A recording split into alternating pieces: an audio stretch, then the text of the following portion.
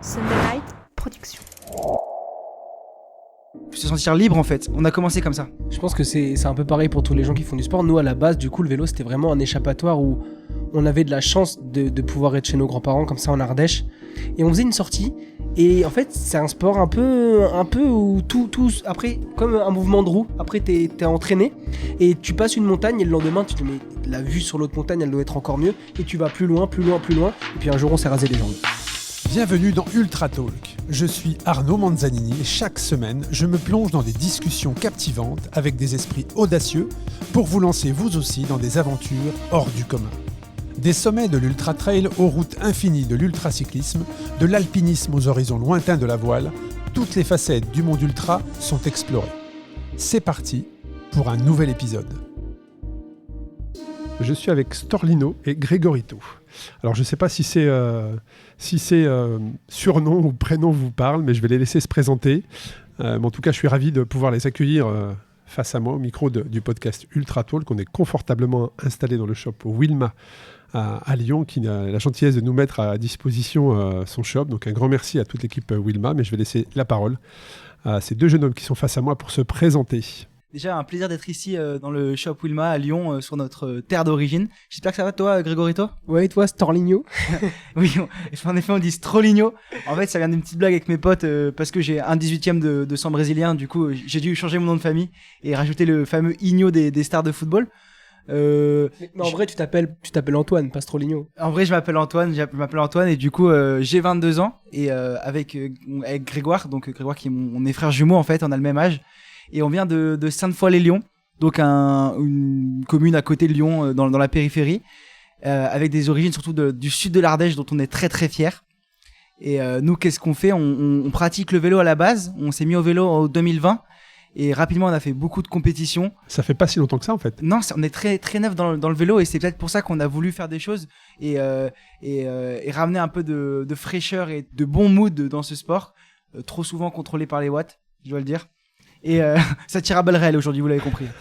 Et donc, avec ces surnoms là, à la brésilienne, vous regrettez pas Grégoire et Antoine, ou parce que là vous êtes obligé de garder ça à vie maintenant avec la visibilité. Tu vas avoir une exclue, hein, mais Gregorito c'est le surnom que me donnait mon ex.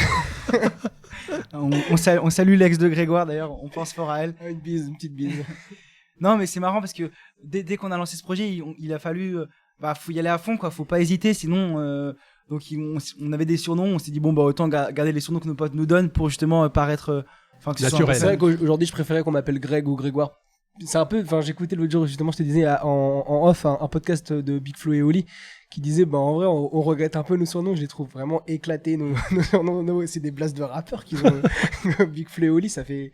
Et du coup, moi, c'est un peu le même truc, mais je trouve ça rigolo au final. Et comme dit Antoine, si tu pars dans un métier, tu dois savoir, dans un métier où il y a de l'image et tout ça, si toi t'y crois pas, personne n'y croira. Ouais, clairement. Donc maintenant, il faut assumer les blagues et faire la technique d'Eminem, quoi. Bon, c'est intéressant. En tout cas, je vais rebondir sur pas mal de sujets dont vous venez de parler. Donc, Grégoire et Antoine, c'est bien évidemment le média, la tête dans le guidon cycling. On a oublié de se présenter comme ça. Voilà, oui, c'est bien nous.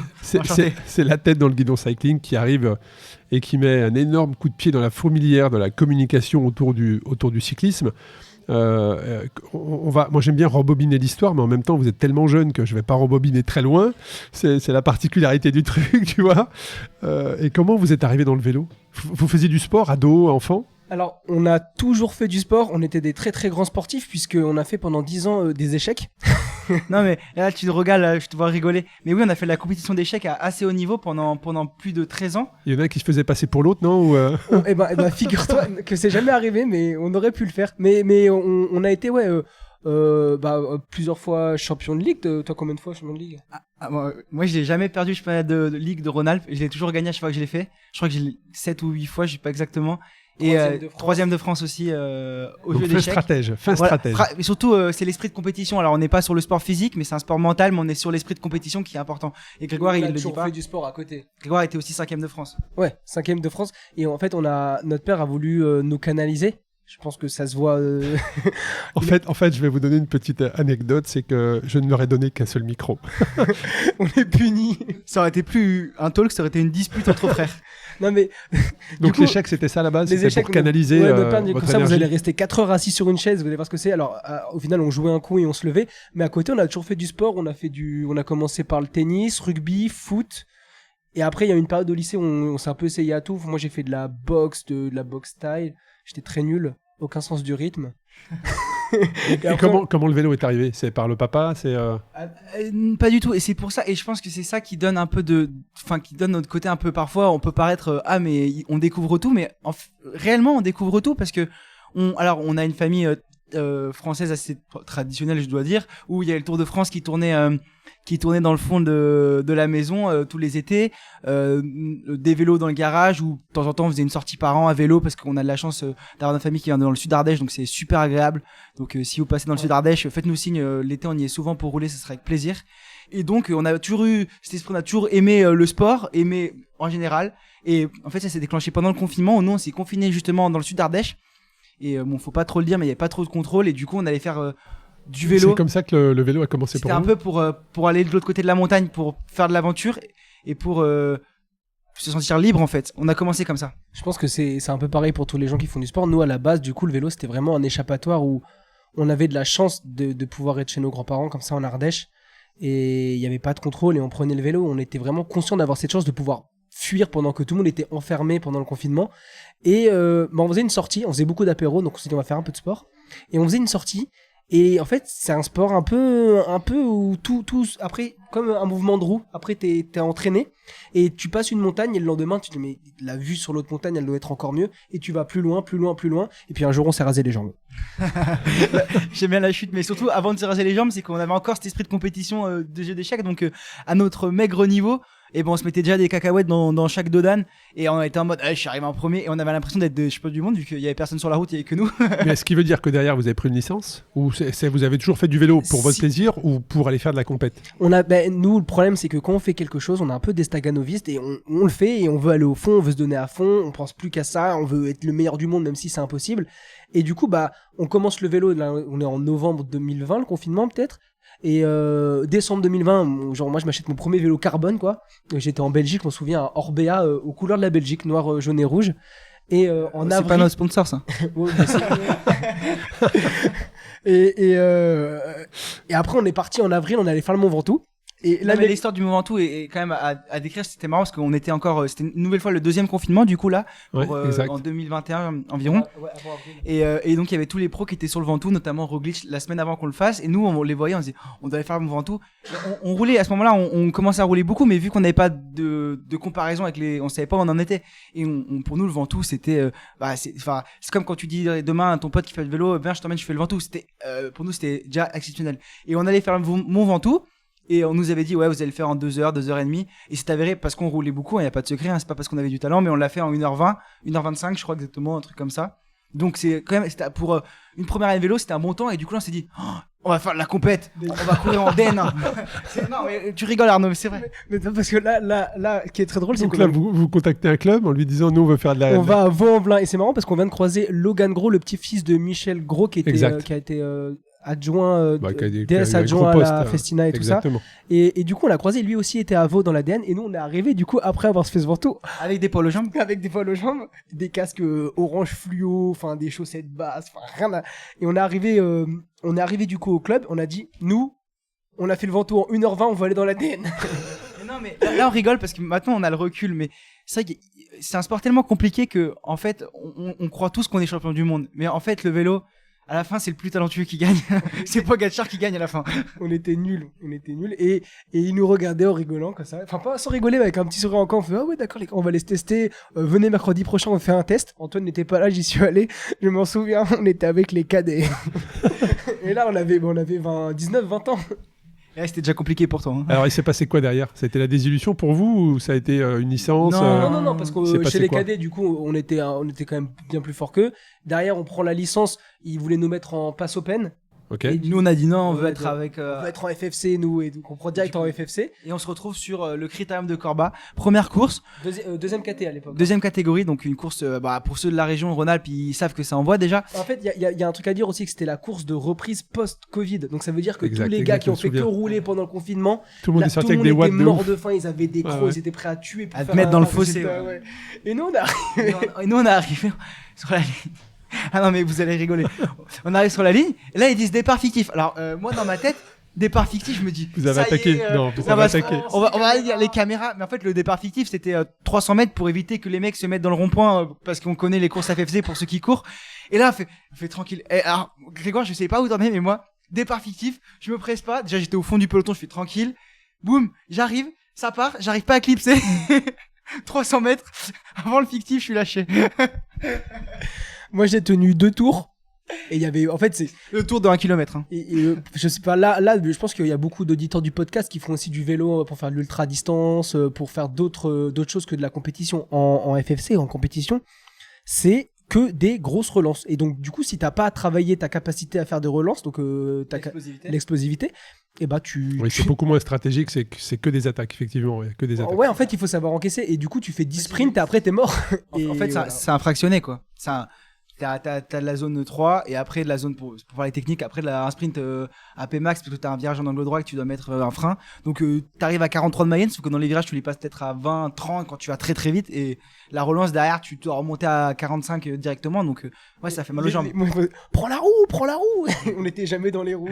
Et ouais, on savait pas faire. Et Bon, en tout cas, c'est intéressant de voir comment votre première connexion avec le monde du vélo s'est déroulée. Mais donc il y a cette anecdote là, sur la première course, le premier Mont Ventoux. Mais à quel moment vous avez dit, mais en fait, il faut communiquer sur le cyclisme? Parce que là où quand je dis que vous êtes arrivé et que vous êtes en train de craquer le game sur le média, mais propre au cyclisme, et que vous êtes tout de suite fait remarquer, c'était quoi l'idée de départ? Qui a dit à l'autre, il faut qu'on fasse un média sur le vélo? Antoine, je te laisse parler parce que moi, à cette époque-là, j'avais même pas de réseaux sociaux, quoi. À cette époque, Grégoire, On parle de ça il y a 3 ans. Hein. Ouais, c'était 3 ans. Ouais. Non, parce que le projet vidéo, il s'est lancé plutôt il y a 1 an et demi en fait. Il s'est lancé il y a 1 an et demi. Ouais, 1 an et demi en janvier. Mais alors, pourquoi avoir créé la tête dans le guidon? Voilà, Et c'est la question est simple. L'idée du média en fait. Il s'est arrivé qu'on était à un moment où pivot dans notre vie. Grégoire, lui, il était un peu perdu dans ses études et voilà, on avait la passion du vélo, sauf que c'est une passion qui est dévorante et on s'est rendu compte qu'en continuant à essayer de faire des courses et à faire être dans le groupe Eto, qui est très sympa le groupe Eto, on a fait des très belles rencontres dans le groupe Eto. Mais bon, on peut les faire aussi ailleurs que dans le groupe Eto. Et là, on s'est dit, en fait, il faut rendre ce sport accessible, ce monde fun, parce que nous, on est arrivé sans rien connaître à ce milieu. On a voulu venir dedans et t'arrives dans un milieu où tu connais rien. Donc c'est là, ce que tu veux dire, c'est qu'il y a plein de codes en fait. Qu'on n'avait pas. Ouais. Et que personne ne te donne. Donc ça veut dire. Chacun garde ses petits trucs pour lui, en fait. C'est ça que tu veux dire. Moi, j'ai pas envie de dire ça méchamment parce que j'adore ce milieu et c'est ma passion. Mais il n'y a pas de partage. Voilà, t'arrives dans un monde, en tout cas au niveau compétition, t'arrives dans un monde où il faut des codes pour être accepté.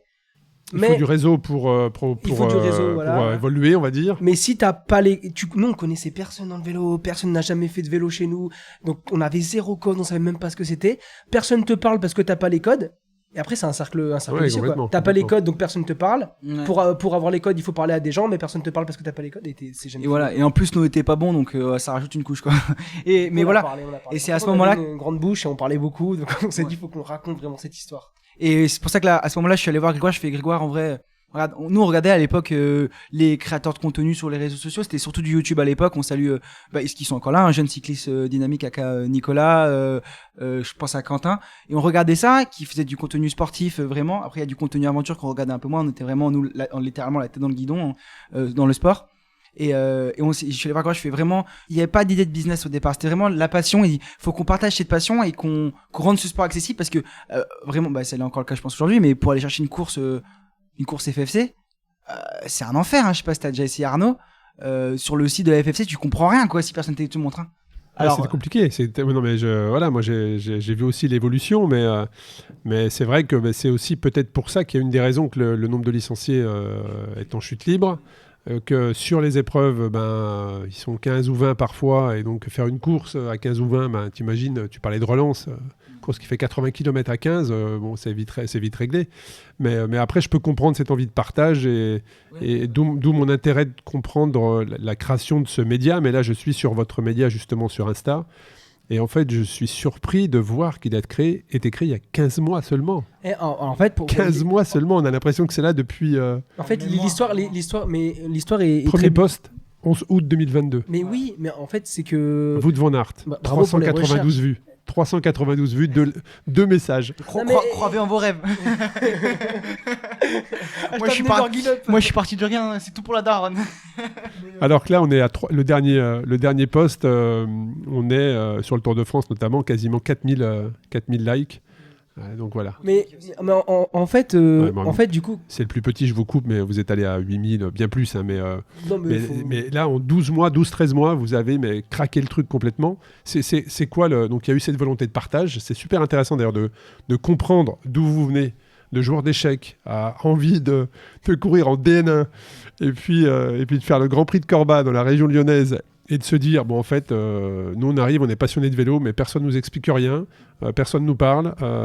Donc là, il faut partager le truc à un maximum de gens et de créer. Qui a trouvé le nom du média, La Tête dans le Guidon ? C'est Antoine qui a eu l'idée, mais je pense que je peux me jeter les fleurs pour le nom La Tête dans le Guidon, qui est quand même hyper représentatif, hyper imagé, et en fait, qui représentait l'état d'esprit qu'on avait à l'époque. En fait, c'est surtout pour ça.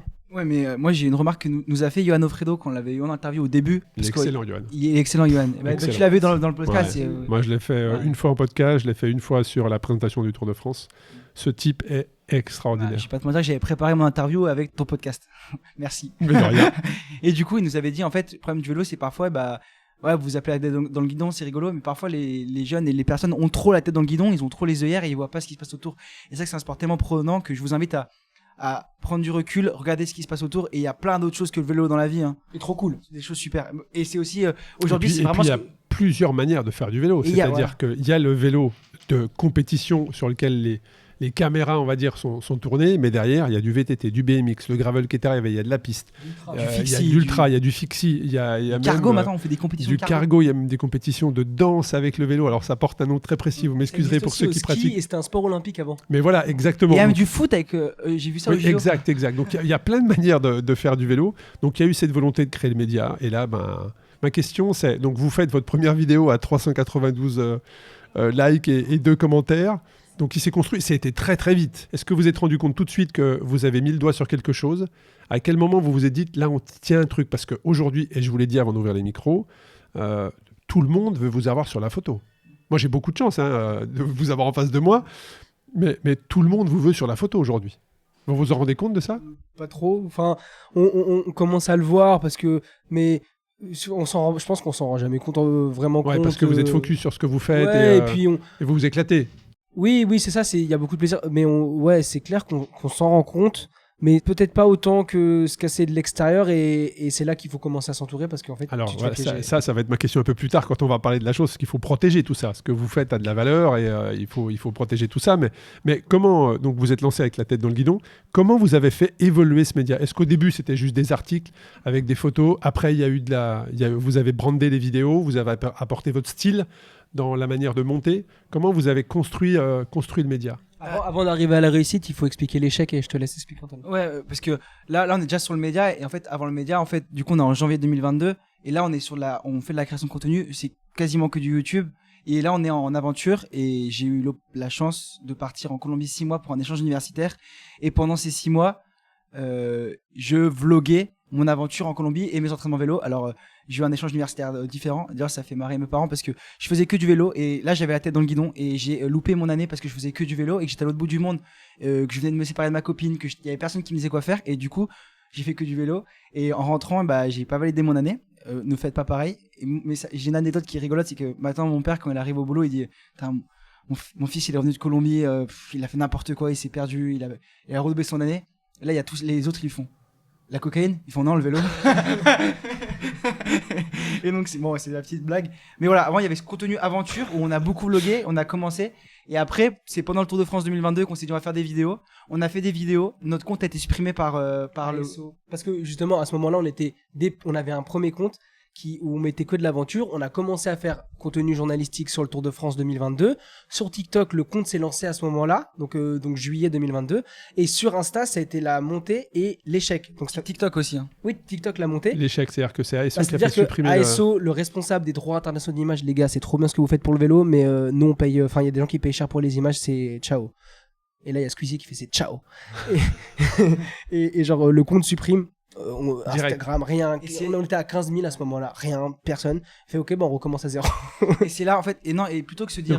Donc c'est quoi? Ça veut dire que c'est ASO qui. On dit ASO, c'est pas ASO, c'est. Oui, enfin c'est c'est les droits d'image, enfin qu'on n'avait pas le droit d'utiliser. Parce que vous récupériez les images pour créer votre contenu. C'est ça. Ouais. Voilà. Ouais. Donc non, mais on n'a pas le droit et aujourd'hui on en est conscient. On n'a pas le droit et donc faites attention à ça. En fait, il faut se dire que c'est des. Et c'est là qu'on s'est dit que il y avait quelque chose à faire parce que, en fait, plus qu'un compte Instagram, on avait déjà une petite communauté, mais plus que le compte Instagram, on s'est dit, là, on touche un truc parce que on a embêté les gros, quoi.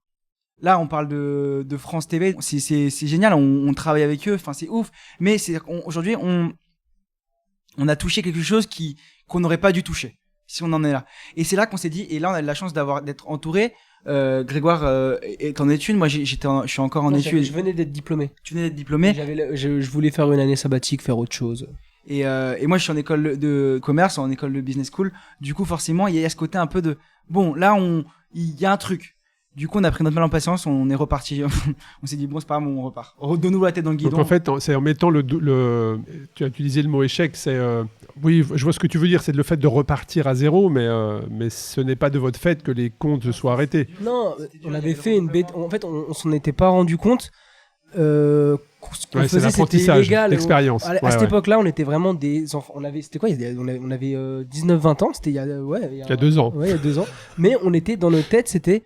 Mais je comprends pas, nous on prend des vidéos de vélo, on les met sur internet, pourquoi ils viennent nous embêter? Et en fait, on avait beaucoup d'abonnés, mais pas beaucoup d'engagement. Les taux, c'était des gens en Inde qui voyaient les vidéos parce que c'était des vidéos des droits d'image brutes qu'avec de la musique, enfin des trucs.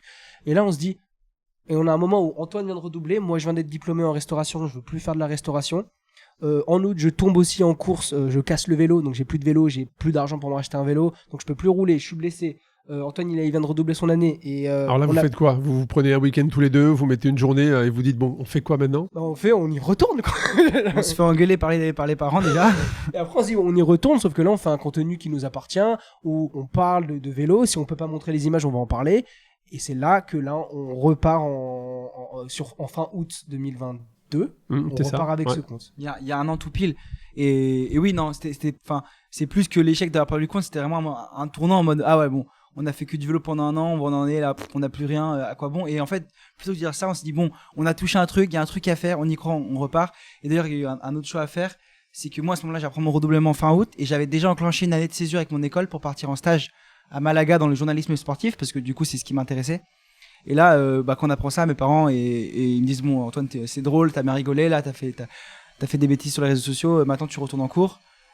Ta césure tu la fais pas et finalement j'ai réussi à négocier et j'ai pu partir en césure qui a été prolifique pour le projet.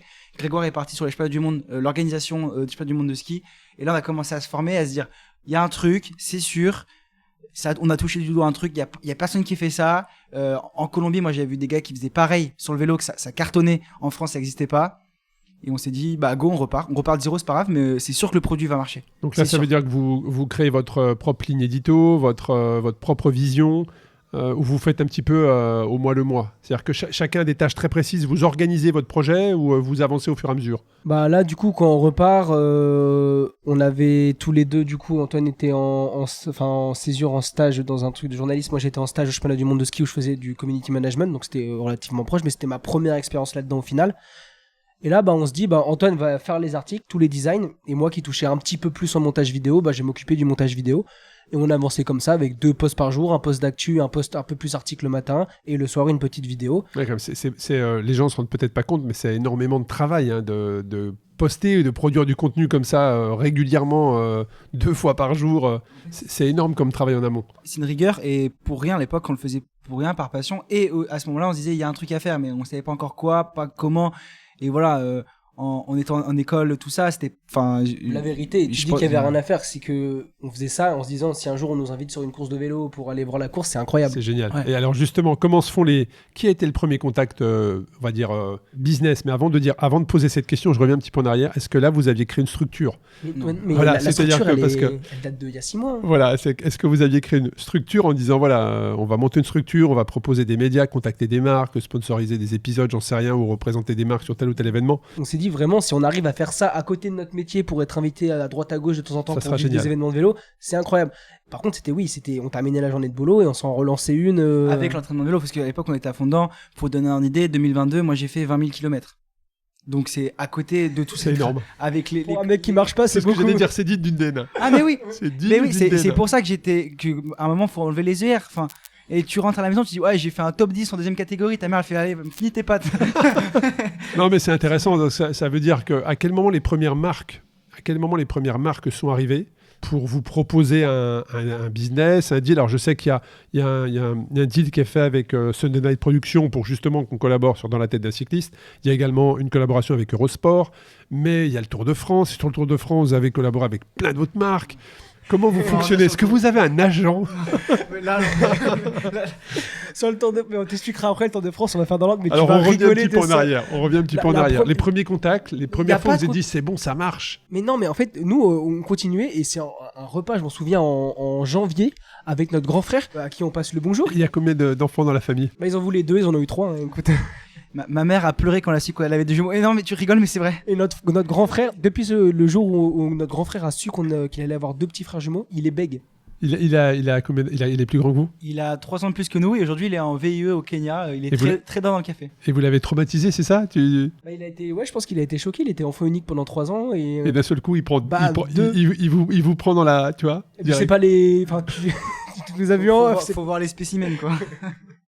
Bon, en tout cas, c'est à quel moment, on revient juste sur la question, c'est à quel moment vous vous êtes dit, ça marche, ça fonctionne. Mais Cette année seulement?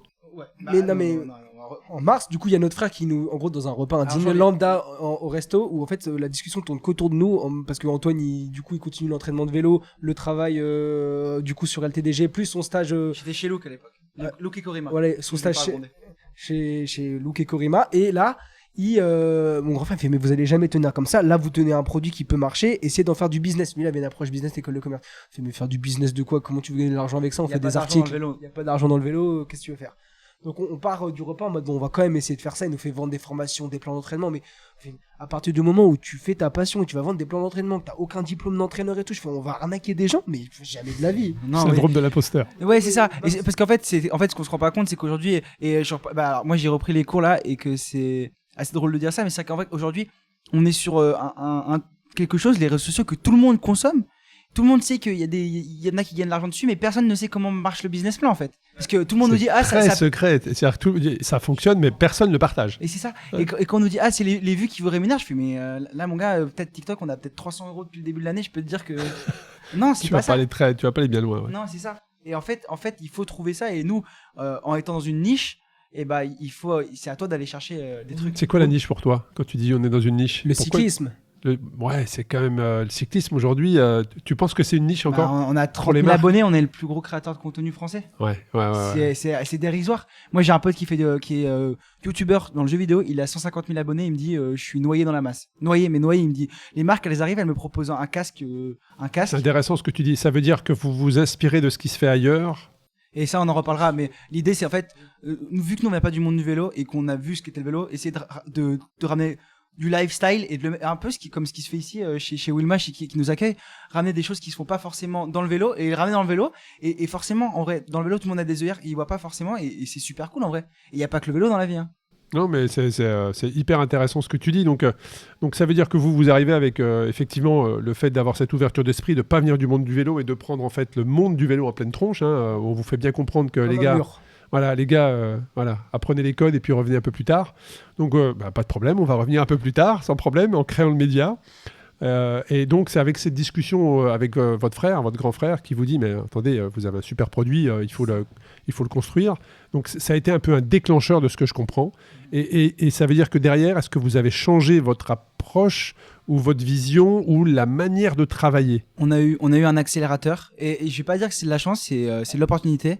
J'avais envoyé un CV vidéo en août justement avant, donc on rembobine, CV vidéo à Eurosport à Guillaume Ligrazia, qui est le rédacteur en chef de chez Eurosport, en disant que je cherchais un stage, voilà.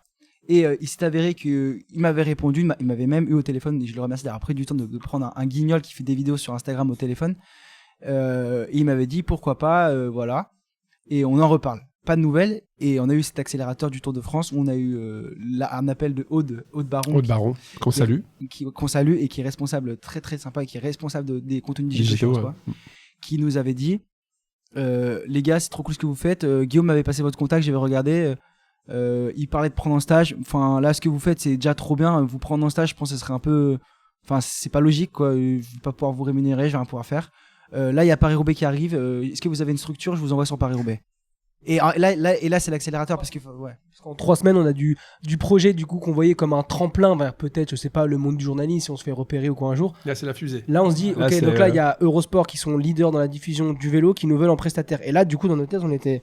Et faut le dire, en contenu incarné. Donc, il y a quand même un risque qui est pris par Eurosport. C'est pour ça que. Oui, je vois ce que tu veux dire. Nous, on en est encore très reconnaissant d'avoir fait ça parce que demain, nous, on arrive sur le Paris-Roubaix, on a les codes d'Eurosport, on peut mettre n'importe quoi. Il y a une confiance énorme. Après 3 visios, on s'était jamais rencontrés. On part sur Paris-Roubaix, connecté au Instagram d'Eurosport, connecté au TikTok d'Eurosport et faites ce que vous faites. Et là, moi, je me dis, c'est génial, mais on est des jeunes de 22 ans, on s'est vu 3 fois en visio, mais enfin, on n'est pas, heureusement qu'ils sont tombés sur nous, mais je me dis, un autre gars, par exemple, en soirée avec des potes, il envoie un message à Mbappé, je dis tout le temps ça, mais enfin, ils nous ont fait confiance. On n'a jamais fait de bêtises. Non, mais c'est cool. Et j'imagine votre enthousiasme, votre joie. Mais vous vous dites quoi quand vous êtes sur le vélodrome de Roubaix? Alors, bien avant le vélodrome, au départ, à suivre l'épreuve. Est-ce que c'est pas une revanche quelque part, en fait, de dire aux personnes qui vous avaient mis un gros stop par le passé en disant attendez, allez apprendre les codes déjà et revenez un peu plus tard, de dire voilà, nous, en fait, on va partager ce que l'on aime, notre passion, qui est désormais le cyclisme, à notre manière, pour justement que tout le monde puisse avoir accès, en fait. Je pense, je suis une coupe Grégoire si je me trompe, mais nous on n'a vraiment pas ce sentiment de revanche et on n'en veut pas, on en veut à personne. C'est juste que nous on arrive dans un milieu, dans un sport qu'on aime de tout notre cœur, d'autres on connaissait moins de choses que les autres et qu'on a voulu s'intégrer. Et aujourd'hui, je pense qu'on peut dire qu'on est bien intégré, on s'entend bien avec tout le monde, je pense. Tous les acteurs publics, bénévoles, organisateurs, équipes, marques, et c'est trop cool. Faut que ça dure le plus longtemps possible. Après, on est conscient aussi que ça peut aller très vite dans l'autre sens, vu que ça allait très vite dans un sens. Voilà. Et du coup, on n'a pas pris ça comme une revanche, on a pris ça comme une opportunité, une possibilité d'avoir accès au plus haut niveau. Et aussi enfin, on va pouvoir. Ça commence quoi. Parce qu'en fait, il faut se dire que c'est ça, voilà. Avant, c'était des tests en mode venez, on fait ça, même pas défrayé. Toi, tu prends ta voiture, tu vas dans le sud. Toi, t'étais allé au GP La Marseille. J'étais à Nevers en stage chez Look, je suis allé à Marseille en voiture, je suis allé à Bessèges en voiture, et gratuitement. Et là, on commence à faire notre produit qui est un produit de story instantané, un peu en live. L'idée, c'est de copier un peu ce qui se fait à la télé, mais vu que moins de monde regarde la télé, Ouais, complètement. Non, puis de s'inspirer aussi, ce que tu disais, des youtubeurs dans d'autres, dans le gaming ou dans d'autres sports ou d'autres médias, et de l'importer un petit peu dans le monde du vélo. Et donc ça commence comme ça, Paris-Roubaix. Donc là, j'imagine la Ligue des Champions des classiques. Il faut que tu t'imagines que là, on a vu moi, ce qui m'a le plus choqué à Paris-Roubaix, c'est que au final, à aucun moment, je me suis dit, je devrais pas être là. Et c'était bizarre comme sensation. C'était en mode tu rentres dans le plus gros événement, mais je te dis ça, j'ai les poils parce que le parce que vous aviez les passes et tout, donc vous pouviez accès. Mais en plus, en fait, sur le moment, tu réalises pas, puisque t'as la tête dans le guidon. C'est après que tu regardes les images et tu te dis mais qu'est-ce que je faisais là? Et en fait, tu rentres dans un où en fait c'est énorme. Paris-Roubaix, c'est la plus grosse course de l'année en France avec le Tour de France. La plus grosse, c'est la plus grande des classiques. D'un jour, ouais. Et en fait, ça paraît pas si inaccessible que ça. Alors qu'à la base, t'as l'impression que c'est impossible. En fait, avec du travail, de l'envie et un peu de je sais pas, de persévérance, le montrer aux autres, d'y croire, en fait, du sourire, de la politesse, d'engagement. Et en fait, t'y allais Et là, on avait un truc qui m'a choqué à Paris-Roubaix, c'est la différence entre le samedi la course femme et le dimanche la course homme. Samedi la course femme, je veux dire, les filles elles arrivaient dans 10 minutes, on était sur le vélodrome sous la ligne d'arrivée à sonner la cloche quoi. Et personne ne disait rien. Chez les hommes, il y avait même plus de réseau dans le vélodrome. Ah ouais. Tellement il y avait T'étais full. de monde. Ouais. On devait faire un live impossible. Mais d'ailleurs, histoire aussi. Première fois qu'on était avec Eurosport, ils voulaient qu'on fasse un live dans le vélodrome. On arrive dans le vélodrome et pas de live. Alors nous, en plus, là, nous, on est plutôt du style quand on fait un truc, on le fait à fond et on se met la pression. Et là, on était, on n'a pas de réseau, comment on va faire? Je dis, c'est bon, c'est fini, tu vois, on va tout louper. Alors en fait, non, ça a super bien marché. Et après, l'aventure a été celle qui a été sur la saison. Et donc derrière, Eurosport vous renouvelle, c'est ça, sur tous les Eurosport, événements. Et là, on vous dit aussi, vous allez au Tour. Et là aussi, j'imagine. Non, mais cette année. Non, c'était tout. Mais attends, mais Arnaud, cette année, tout s'est fait au dernier moment. Cette année, ça allait tellement vite que on sait pas si on est des créateurs, un média, donc les gens ils veulent signer une exclusivité, mais toi tu dis on sait pas, on fait pour l'instant on voit, on verra en 2024. Et du coup, bah c'est genre on fait ça, ok, nous ça nous botte grave pour le Giro. Fin mai, vous faites le Giro, donc là on était à la maison, on faisait des vidéos. Tous les jours, des résumés un peu dynamiques, vraiment le produit LTG qui marche quoi. Et après, il y a eu Critérium du Dauphiné où là on a commencé à leur dire ouais, nous on est de la région Rhône-Alpes, Critérium du Dauphiné, bah c'est nous, donc on va se déplacer. Il faut qu'on y aille, c'est sur le terrain parce que le Giro finalement à la maison, c'est cool, t'es sur Eurosport tous les soirs, alors pour l'ego c'est sympa quoi, mais finalement la réalité des faits, t'es chez toi tout seul et nous ce qu'on aime c'est le monde, c'est rencontrer les gens, c'est se déplacer sur les arrivées, sur les départs, de voir l'ambiance. Oui, mais de voir le pro, mais même voir le bénévole, voir le passionné quoi, et juste d'être sur place quoi, de sentir d'avoir l'émotion. Ça c'est le syndrome du créateur, de se dire tu fais des trucs énormes où tu touches des milliers voire des millions de personnes et au final t'es tout seul dans ta chambre, tu te lèves, ton bureau il est en face de ton lit et en fait tu montes toute la journée et le soir tu te retournes et tu retournes dans ton lit et en fait tu restes dans la même pièce. Et nous on avait besoin de terrain et c'est sur le Critérium du Dauphiné qu'on a gagné notre place sur le Tour de France. C'est parce que je sais pas si tu connais un peu ce monde du journaliste, de l'accréditation pour être sur le terrain, les places sont très très chères. Ah bah oui, c'est clair, c'est pas tout le monde qui a accès. Hein. Et là, je pense qu'il s'avérait que Eurosport n'avait pas tout déployé et du coup ils nous ont laissé la chance d'y aller. Et sur place, c'est surtout qu'Eurosport cette année a eu un changement de politique où il y avait tout s'est fait en cabine, c'est-à-dire que tous les journalistes étaient en cabine, tous les grands tours, toutes les grandes courses se sont commentés de la cabine à Paris, à l'ouest de Paris. Et donc, vous pouviez être les relais sur le terrain de par la création de contenu. Donc, c'était parfait pour eux. C'est une nouvelle manière de communiquer, vraiment, et qui s'est fait. Et je pense que c'était super cool. Et l'expérience sur le Critérium du Dauphiné, je pense qu'elle a été complètement réussie. Et même au-delà de l'image sur les réseaux sociaux qu'il a renvoyé, ça renvoyait une image pour Eurosport, mine de rien. Et en fait, c'est à ce moment-là que tu te dis que des marques commencent à venir te voir et que tu te dis, ok, j'ai une image. Que ce soit pour des marques ou pour Eurosport aussi, parce qu'il ne faut pas oublier que Eurosport, on est un asset. Complètement. Hein. Ouais, c'est une association d'images. Donc il y a le Tour, tout le mois de juillet, parce qu'il y a le Tour homme et il y a le Tour femme. Et il y a l'étape du Tour aussi. Et il y a l'étape du Tour. On s'est croisés, effectivement. L'étape du Tour où tu t'es lancé sans entraînement. Voilà. Enfin, on était entraîné parce qu'on avait quand même des bornes. Ce que je disais tout le temps, c'est que j'ai arrêté de rouler à l'étape du Tour. Moi, mais j'avais quand même depuis juillet, j'ai 9000 km, donc j'ai roulé au début d'année quoi. Je voulais faire dans ma tête, je faisais encore ma saison FFC moi. C'est pas passé comme ça. Ouais, non mais Tour de France, c'est une sacrée expérience. Pareil, on a tout fait. On était avec l'un des plus gros médias. Bah là, du coup, c'est France TV sur le Tour de France. Mais bon, on est l'un des diffuseurs en France. Eurosport, c'est vraiment le diffuseur pour les passionnés de vélo. Et en fait, nous, on se retrouve, on a tout organisé nous-mêmes. C'est-à-dire que on faisait les déplacements, on a réservé les hôtels, on se déplaçait dans notre voiture. Vous étiez autonome, 100%. Et c'est ça aussi, je pense, qui a fait qu'on avait qu'on avait nos places sur le terrain. C'est qu'en fait, on leur demandait rien. Et on avait un deal et on demandait rien et on allait partout. On allait à Bilbao en voiture. Non, c'est génial. C'est génial. Et c'est nous qui avons trouvé un sponsor pour nous défrayer pour aller à Bilbao. Et c'est là que ça devient creepy, c'est qu'on a triple casquette et c'est pour ça que je pense qu'il va falloir s'entourer rapidement. C'est que parce que on va revenir à la fin, mais on a fini le tour je pense burn-out. Hein. Et parce que en fait, à 3 semaines du tour, donc après le Critérium qui est début juin, nous a dit vous allez sur le Tour de France. Et on avait ciblé des étapes, on allait être activé et nous on s'est dit non mais si on fait le tour on le fait en entier et du coup là il a fallu faire logistique, démarchage, faire par exemple donc aujourd'hui on a bossé avec Leclerc, on est avec Leclerc, demain avec TikTok et après-demain on a une journée avec Eurosport et du coup en fait Alors comment vous avez géré tout ça? Parce que vous avez fait de l'or en Chine voilà. Mais Comment à la base il y avait des étapes ciblées avec Eurosport et on vous n'a avez pas dit tout non, fait. nous on veut la totalité. Non mais on n'a pas tout fait pour Eurosport. Ok, d'accord, on j'ai avait une compris. vidéo chaque jour à faire sur Eurosport, mais des activations en story sur le terrain, c'était pas tous les jours. Sauf que nous, on était à tel endroit le matin et on s'est dit le lendemain, faut qu'on soit sur le tour. Là, on allait sur les parkings des caravanes, on allait partout. Qu'est-ce que vous faites vous demain? Vous voulez pas ça? On signait des contrats sur le terrain pour le lendemain et on a réussi à faire le Tour de France en signant des contrats du jour au Sur lendemain. les capots de la voiture. non, pas du jour au lendemain, Non, quand pas même. du jour, mais ça prenait. J'avais des D'une semaine à l'autre. ouais, T'es un américain toi. ouais, I come from America.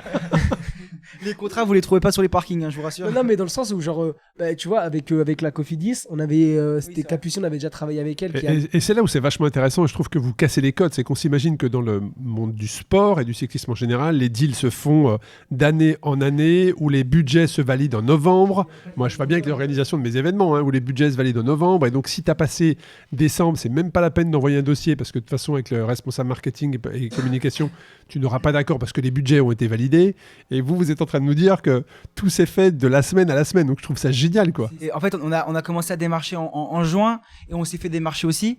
Et après, par exemple, TikTok, on a travaillé pour TikTok. TikTok nous Vous avait. avez travaillé avec combien de marques pendant le tour? Au final, ça, c'est un de nos regrets qu'il va falloir qu'on cadre Non, en mais 2000. travailler avec TikTok, c'est déjà exceptionnel. Vous avez fait Orangina aussi. TikTok, Orangina, Leclerc. Oui, mais c'est énorme. Mais tu vois, pour une image aussi, il faut se cadrer. Il faut pas rester avec 5000 marques. Oui, Le oui, truc, bien c'est que sûr, nous, bien c'était un sûr. moyen de dormir le soir. Exactement. Au moins, on était logés, on pouvait être sur le C'est un terrain. moyen de le lendemain. verrouiller votre budget pour vous. C'est comme un sportif qui a un projet, il a un Mais, budget, il faut plus trouver. que ça, en fait. On voulait être sur le terrain le lendemain et c'était un moyen d'être sur le terrain. Ouais, on comptait pas. Le but c'était d'aller au bout. Et après, on avait bloqué un peu en avance. C'est là où je dis Grégoire, c'est quand même qu'il y avait comme une organisation. Enfin, c'était mal organisé parce que c'était organisé par. En fait, sur le tour, on était agent, négociateur. Est-ce que Nike avait une tâche plus que l'autre ou qui négociait, qui Voilà, rabattait? Antoine est très bon en business et moi j'étais plus fort sur la partie créa, enfin plus efficace en tout cas. C'est surtout ça qui a fait. Fallait pas. De toute façon, fallait pas remettre en question. Fallait foncer. Et tu te retrouvais à monter des vidéos sur des aires d'autoroute. Anecdote, à Saint-Gervais-Mont-Blanc, c'est le jour, donc c'est l'étape combien de 17, 18 il me semble. C'est ce jour-là qu'on apprend qu'on va pouvoir aller sur les champs. Donc avant ça, on savait pas on pensait qu'on n'allait pas faire les champs, donc on apprend genre 3 jours avant. Et ce jour-là, on avait une grosse journée à Saint-Gervais avec une vidéo à monter en altitude, problème de Wi-Fi, des galères, ça prend du temps, les transferts, les 8 transferts, le montage, Premiere Pro, l'ordinateur. Je m'en souviens, on toque au camion d'Orange, ouais, vous avez pas un code Wi-Fi, d'accord, ok, trop cool. On va voir France TV, ouais, vous avez pas une table. Et voilà. Et je m'en souviens qu'à la fin, on était tout seul sur le parking et il y a France TV, les gars qui sont venus me voir et fait, ouais, excuse-moi, faut qu'on récupère la table. récupère la table. Et j'ai fini par terre en train de faire mon montage, il était 21h. C'est ça. Et le jour d'après, on apprend que le samedi avant les champs, on doit être sur le Markstein, invité par Strava. Et là, on demande sur la fait. Pour vraiment que c'était pas un partenaire rémunéré, on leur dit ouais, voilà, ça va être fatigant. Qu'on fait non, vous avez rien à gérer, on vous prend les trains, l'hôtel. Bon, ok, on y va. Et là, on a eu la chance de faire ce fameux tour d'hélicoptère autour du Tour de France. Magnifique. Magistral. Mais 2 jours avant, on le savait pas, quoi. Alors, est-ce que vous, alors moi, je me mets à la place des auditeurs qui nous écoutent et qui écoutent votre parcours, votre histoire, tout ce que vous avez fait, mais alors déjà, ça laisse, je sais pas si on peut dire rêveur ou l'opportunité, mais toutes les personnes qui se mettent des barrières en disant ça c'est pas possible, ça c'est pas possible, vous êtes en train de nous expliquer qu'avec de la conviction, du travail, de l'insouciance, c'est-à-dire on se prend pas la tête, on se met pas de barrières et pas de limites, c'est ce que vous nous racontez, c'est oufissime en fait. C'est ouf, et je vais dire des choses, je vais reprendre un peu les mots de Brel qui disait que le talent ça n'existe pas. Mais pour moi en fait c'est qu'une question de travail. Tu dis en fait c'est du travail parce qu'il y a pas de secret là-dessus. Je vais pas faire comme tous les rappeurs, ouais, je suis parti de rien tout. Mais ce qu'il faut dire, c'est que il faut avoir un rêve, il faut croire en tes idées et à des moments, il faut être entouré, avoir de la jugeote, mais surtout, c'est le travail en fait. Si à un moment tu travailles plus que les autres et que quand t'as une opportunité, tu te donnes à 100% dedans et que tu vas au fond de tes idées, et forcément à un moment ça paye. Alors nous, on a eu la chance, l'opportunité que ça paye aussi, enfin que ce soit aussi cool. Mais je pense que dans tous les cas, c'est le travail qui amène quelque chose. Et je pense que là-dedans, le vélo, le cyclisme c'est un très bon exemple, une très bonne école de la vie, parce que si tu bosses pas, t'es pas bon. Et demain, tu peux parler à des pros qui arrêtent de rouler. S'ils arrêtent de rouler, 6 mois plus tard, les gars, c'est un enfer de monter sur le vélo. Et c'est là où le vélo est l'école de la vie. Si tu veux être bon, il faut travailler, il n'y a pas de secret. Mais c'est vachement intéressant parce que moi j'ai bien vu, on s'est croisés effectivement sur la veille de l'étape du Tour. déjà, j'avais bien vu que il y avait beaucoup de personnes qui vous reconnaissaient.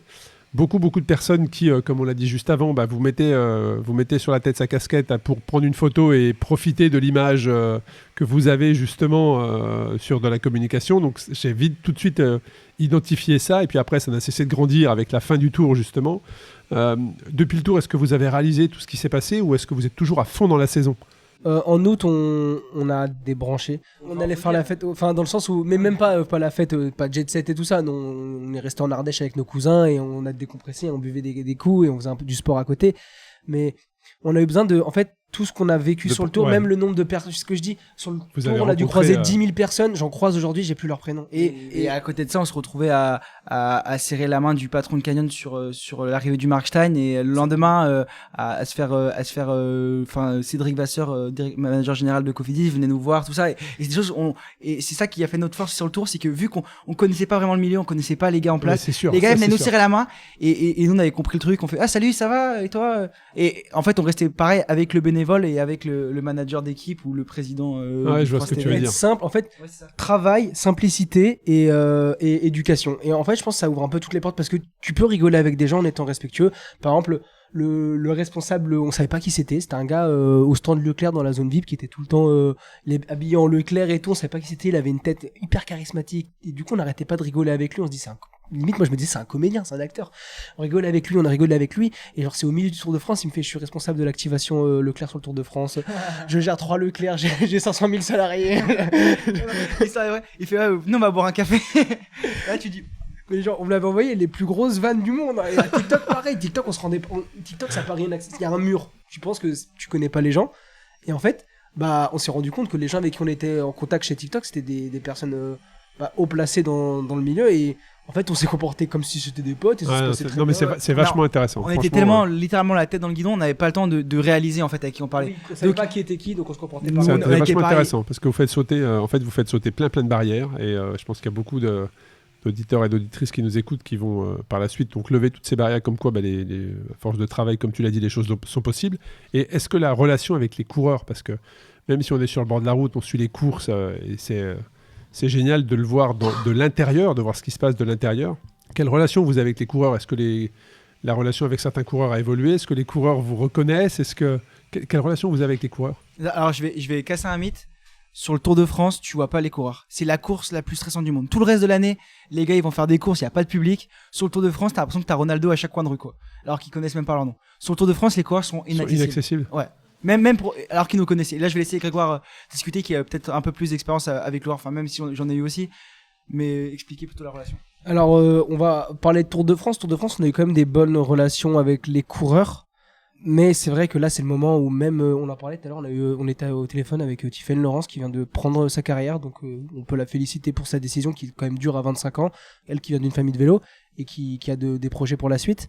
Et donc c'est une situation hyper compliquée, et elle nous disait elle aussi sur le Tour de France, peu importe qui t'es comme coureur, que tu sois leader, équipier ou inconnu, t'es inaccessible, t'es dans ton truc, tu te déplaces du jour au lendemain, tu finis ton étape, tu manges et tu repars. Donc c'est assez compliqué. On a eu des petits moments de complicité avec Anthony Pérez. Quand Victor Lafay gagne, c'est Antoine qui apprend à Anthony Pérez que Victor a gagné. La fameuse vidéo où il fait Anto, c'est Victor qui a gagné. Il fait, oh non, le con, il l'a fait. Il est très comme ça, Anto, et très sympa le lendemain. Et alors lui, quand il veut pas, mais quand il veut. Et le lendemain, il fait, oh, le blond, il vient, il me check et tout. Et il y a d'autres moments. Toutes les caméras autour du bus Cofidis, quoi. Tous les mecs qui attendent l'interview de Victor Lafay qui a gagné l'étape, qui prend le maillot vert. Et t'as les mecs qui tirent, et Anto Pérez qui répond à aucun journaliste, il nous voit en face. Ouais, ça va le blond! Et il nous jette dans les bras, comme si on avait fait. En fait, je pense qu'au début, comme tu dis, ça fait peur, parce que c'est un nouveau format. C'est les réseaux sociaux.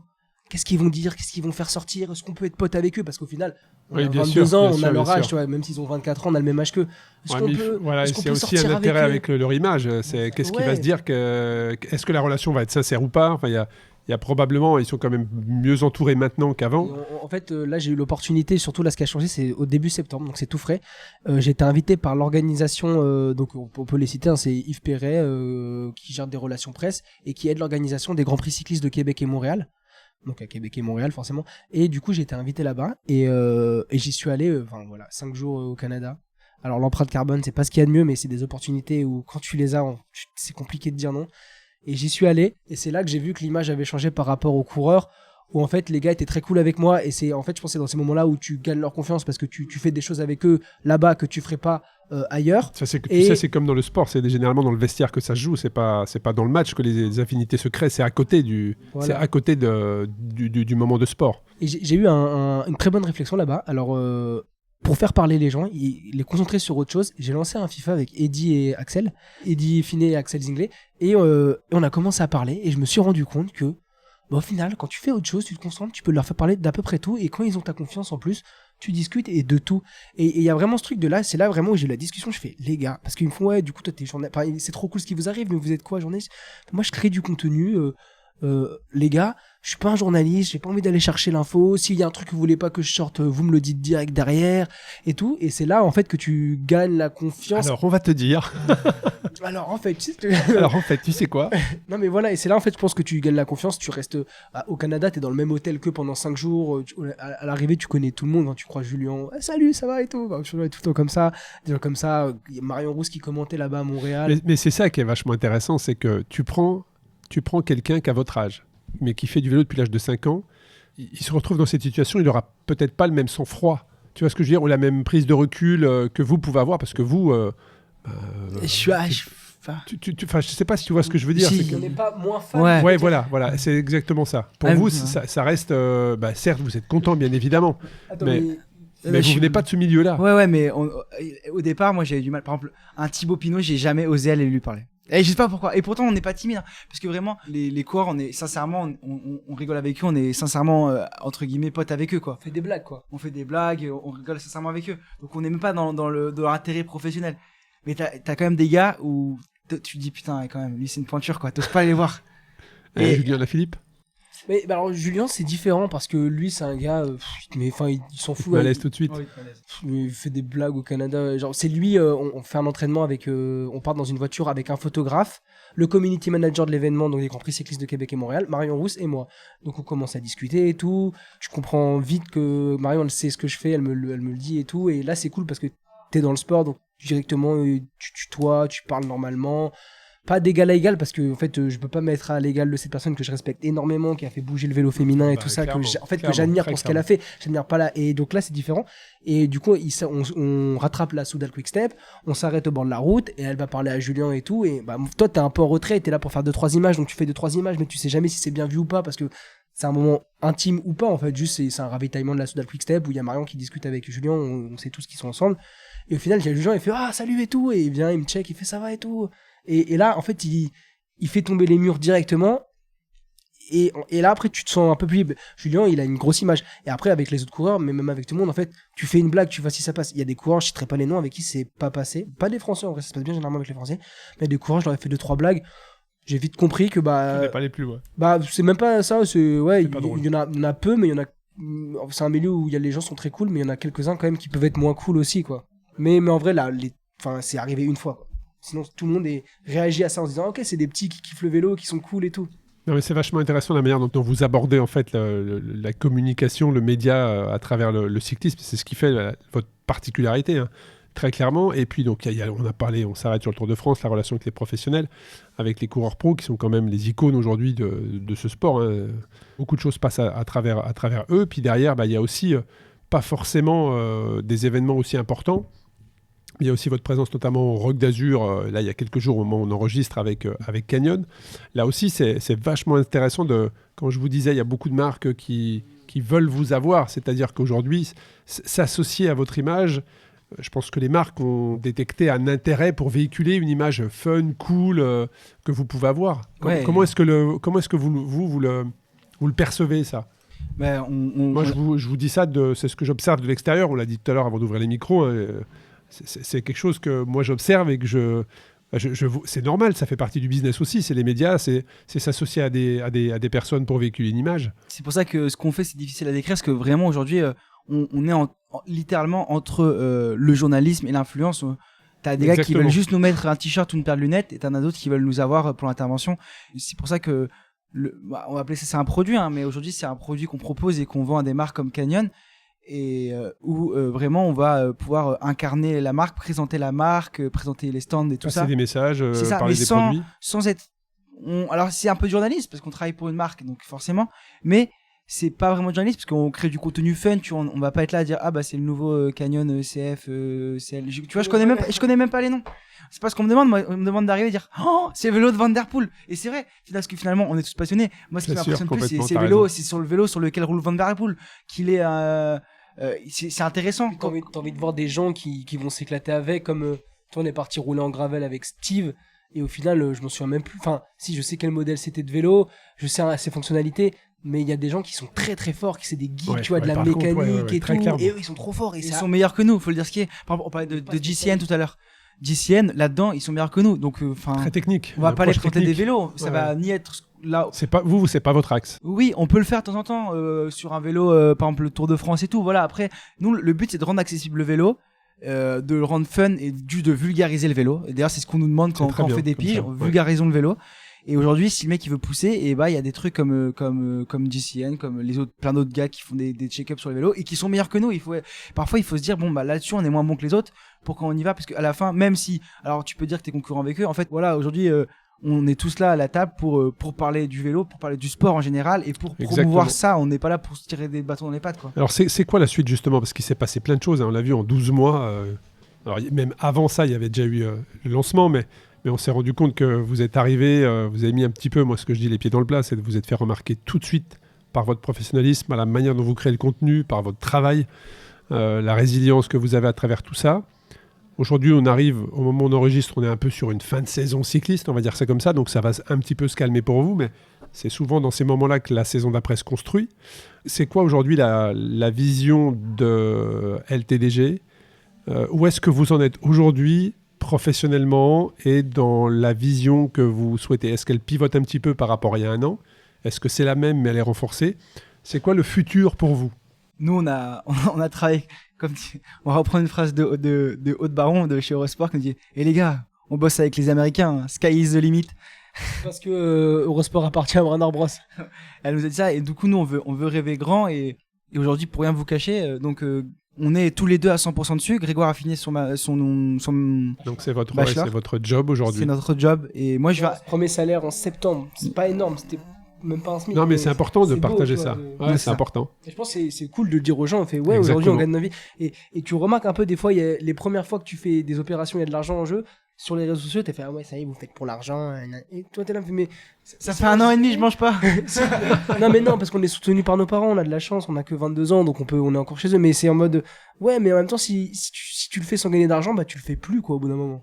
Et non, mais ce qu'on essaie de dire, c'est qu'aujourd'hui on a encore des marques qui viennent nous voir en disant ouais c'est trop cool, faut que vous fassiez ça, nanana. Et parfois même ça inclut parce que on n'est pas en exclusivité avec Eurosport, mais on travaille régulièrement avec eux, ça inclut des vidéos avec eux. Je fais mais les gars, tu veux même pas, tu me donnes rien, tu me proposes rien, ou une paire de lunettes, ou un chapeau, ou que tu veux une casquette, pour que je crée un produit qu'aujourd'hui je vends à des gars, que par exemple Canyon a acheté, que des marques comme ça a de la valeur, ça a de la valeur. Et c'est ça, et aujourd'hui on est bien entouré, on le sait, et ouais on veut préparer au mieux la saison 2024, mais avant ça, d'ailleurs ce serait intéressant, si vous entendez ce podcast et que vous nous suivez sur les réseaux sociaux, faites-nous des retours, et nous on aimerait bien aller voir tranquillement petit à petit peut-être d'autres sports. Cet hiver, par exemple, le ski, parce qu'on vient de la région Rhône-Alpes, on est au pied des Alpes. Donc, nous, c'est un sport qu'on aime, qu'on pratique. Vous avez cette idée d'ouvrir éventuellement à d'autres sports? Il faut être, à mon avis. De dupliquer le. Ouais. Peut-être, enfin ça va être une évolution qu'on verra avec le temps, mais en tout cas on va rester les meilleurs, les premiers on espère dans le vélo, ça c'est le but, et forcément rester spécialisé vélo, et par contre aller voir une fois de temps en temps à droite à gauche, parce que nous on kiffe découvrir ce qui se passe à côté, on a compris que du coup ce que les gens cherchaient dans le vélo c'est qu'on vulgarise, donc on peut potentiellement le faire dans d'autres sports. Il faut pas oublier aussi qu'à la fin de l'année il y a les Jeux Olympiques, et là c'est un rêve de gosse. Nous en fait on veut rêver et on veut faire découvrir ce que tout le monde veut découvrir, et c'est un peu aujourd'hui ce que nous permettent les marques. On est un peu les marques quand elles nous font venir, c'est un peu les gars qui montrent, qui sont monsieur tout le monde et qui montrent à tout le monde ce que c'est d'un point de vue complètement amateur. Et juste sur le vélo, c'est quoi l'objectif pour vous? C'est qu'au 31 décembre de cette année, vous ayez dans les grandes lignes cadré votre saison, parce que maintenant que vous avez les contacts aujourd'hui, est-ce que vous allez... Alors, je te vois faire... Donc, je pense que tu as compris ma question. Mais je pense que c'est... Est-ce que vous souhaitez faire comme... ça s'est fait l'année passée, mais il y avait aussi... C'est l'expérience. C'est on fait de la semaine à la semaine, ou est-ce que vous souhaitez maintenant que vous avez les contacts des marques et que vous avez justement, vous êtes introduit dans le milieu du cyclisme, dire, bah voilà, nous, notre saison 2024, on sera là, on sera pas là, on va faire ça. Est-ce que c'est un souhait pour vous, ça, ou un rêve peut-être? Qu'est-ce que tu nous conseillerais, Arnaud? Bah alors, moi, je sais pas. Je pense qu'aujourd'hui, effectivement, avec le contact que vous avez, vous pouvez constituer un cadre, en tout cas. Alors, je vais peut-être pas le dire comme ça, mais en tout cas, je pense que vous avez les capacités de savoir ce que vous ne voulez plus, de manière à aller plus facilement vers ce que vous souhaitez. Mais je pense que vous êtes très bien introduit dans le monde du cyclisme. On vous voit partout. Les marques, moi, je vois bien, j'observe. Les marques aujourd'hui, toutes, on l'a dit en rigolant, moi je le dis en rigolant, elles veulent vous mettre la casquette sur la tête, c'est que tous veulent une photo où vous représentiez la marque. D'ailleurs, vous avez de très belles montres, je vous dis ça au passage, elles sont superbes. Elles sont superbes, mais voilà, je trouve ça intéressant et aujourd'hui, ça peut être aussi une force de proposition de votre part en disant, nous voilà, notre saison 2024, elle s'oriente comme ça, qui nous accompagne pas, construire. Forcément, elle sera forcément plus construite qu'en 2023. Bien sûr, c'est l'expérience, c'est complètement. Sûr. Et je pense que physiquement, on n'est pas prêt à repartir sur une saison comme 2023. Parce que je pense que. C'est dur. En fait, c'est dur. Et ce qui est dur, c'est de dire aux gens, c'est pas si simple. Parce que j'en fais, mais t'as vécu le rêve de tout le monde. Tu dis, ah ouais, mais à quel. Et non, mais on regrette rien. Mais par exemple, un Tour de France comme on l'a vécu cette année, l'année prochaine, on voudrait qu'il soit mieux cadré parce que. Ça demande c'est terminé à minuit et repartir le matin à 7h, mais 7h parti quoi, donc lever 6h30 quoi, voire 6h. Et là il y a un truc tout bête et je crois vachement à ça, les énergies du corps et tout ça. Là j'ai fait mon mois de septembre, c'est je pars au Canada, je reviens une semaine malade comme un chien. Ensuite la semaine d'après je reprends le sport, je me blesse. La semaine d'après je pars sur le Roc d'Azur, je reviens malade comme un chien. Faut écouter les signes de son corps. Ouais, je pense que là, c'est des signes où tu dis c'est trop cool, mais si tu cadres pas, tu vas tirer sur ton corps. Ouais, et puis je pense que vous avez, même si vous êtes jeune, vous avez cette maturité pour. Vous avez compris que vous avez un produit qui fonctionne, que les marques demandent. Donc à vous de faire grandir et de le rendre. En tout cas attrayant pour les marques. Mais en tout cas, vous avez pillé le game. Comme tu l'as dit, vous êtes le plus gros média français aujourd'hui français. Ouais, mais c'est aujourd'hui les réseaux sociaux, c'est les marques, elles veulent être là. Hein. Oui. Donc well done. Merci beaucoup. Well done. Et c'est quoi si on voit encore un peu plus loin? C'est-à-dire que là, on parle de 2024, mais si on voit plus loin, c'est quoi votre vision aujourd'hui? Vous, si je vous dis, allez, les gars, on se refait un podcast dans 5 ans. Où est-ce que vous serez dans 5 ans? Nous, tu as compris qu'on venait aussi d'un monde, un monde aussi un peu business. On est là déjà pour 2024, on va essayer de s'entourer aussi pour faire les bonnes décisions. Pour aussi pas, parfois c'est compliqué de négocier avec un sponsor parce que nous on vient du vélo, quoi. Quand prenons l'exemple Canyon, quand Canyon vient nous voir, bien sûr je veux travailler avec Canyon, bien sûr je veux envie de travailler avec Canyon. Et après, est-ce que Fuego est un fin négociateur? Fuego est très honnête. Honnêtement, Fuego est très honnête. Et pour le moment, on sait pas. Les gens avec qui on a travaillé, on s'est jamais fait voir. Pour le moment, ça arrivera forcément un moment. Il y a des gens qui ont essayé, mais je pense que s'il y a des jeunes qui se lancent, je vois, il y a pas mal de comptes Instagram. Il faut pas trop accepter, même si vous êtes tout petit. Hein, faites-le gratuitement, mais pas trop longtemps. Avec des organisations de courses, il y a des gens avec qui on peut, mais avec des marques, si vous commencez à donner gratuitement, après c'est compliqué de s'en sortir. Et voilà. Et clairement, donc. Ça va être de s'entourer des bonnes personnes, des bonnes marques, des bons représentants pour trouver le juste milieu entre nous, gagner notre vie, parce que comme Grégoire l'a très bien dit, si à un moment il va falloir gagner sa vie, sinon le compte Instagram on va l'arrêter et je vais aller travailler comme tout le monde. Et donc l'idée dans 5 ans, c'est de créer un réel, ce qu'on a déjà commencé là pour un cachet, on est monté en SAS justement. Donc pour au mieux de se mettre en auto-entrepreneur et de monter action, on a choisi de se mettre en SAS, on est 2 et comme ça. On est directement dans le monde du travail, le monde de l'entrepreneuriat, et donc l'idée c'est l'aventure elle est autant sportive qu'entrepreneuriale aujourd'hui, et je pense que le mix est juste génial. On fait une aventure entrepreneuriale hyper stimulante dans le monde de notre passion. Et on est en train de tout structurer, on a d'autres projets qui sont en train de se monter si tu veux tout savoir, et dans 5 ans on espère être très bien positionné. Mais dans le sport en général ou le cyclisme numéro 1? Cycliste numéro 1, je pense que ça restera toujours ça. Après sky is the limit. Aujourd'hui, s'il y a des opportunités comme ça dans le vélo, je pense qu'il y en a aussi dans beaucoup d'autres sports, notamment le sport outdoor. Après, nous, on est curieux par nature, on a fait beaucoup de sports dans nos vies, on veut tout voir, on veut tout découvrir, et je pense que l'approche est cool. Tu parles de tout voir, tout découvrir, là on parle du monde des professionnels, du Tour de France, du Giro. du Rock d'Azur, qui est un événement orienté VTT, mais qui touche beaucoup de sportifs outdoor, une épreuve comme Race Cross France. Est-ce que vous suivez ? Mais on suit de loin parce que tu sais comment c'est la saison cycliste Bien et sûr, on est spécialisé bien sûr, route sur le moment. Tu nous avais essayé de nous contacter en juin et c'était juste pas possible de venir faire la Race à Cross France puis de partir sur le tour. Mais il faut qu'on en parle. Mais il faut Parce que moi, je suis organisateur d'épreuves. Certes, tu parlais de niche, l'ultra-distance, voilà.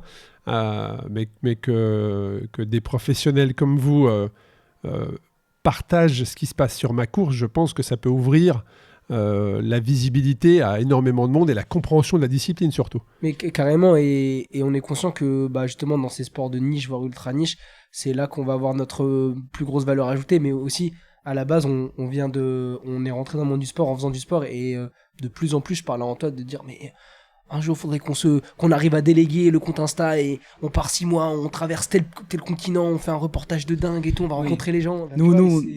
On est assoiffé d'aventure et la Race Cross, on y a honnêtement, on y a pensé souvent, mais le problème c'est que pour le moment, il y a le vent en poupe dans notre projet. On fait, et comment on le fait et comment, si c'est pour y aller et faire la fringale au bout de 2 jours. Non, mais il faut une temporalité. Il faut que les planètes soient alignées. Votre projet, les planètes s'alignent, c'est le bon moment. Je comprends parfaitement. Et puis moi, pour avoir parlé avec quelques entrepreneurs dans le monde du sport et du vélo et du sport en général, souvent c'est ce qu'ils disent. Il faut accepter un moment de, entre guillemets, de faire moins de sport pour créer des choses. Ouais. Et après, tu reviens sur ta passion.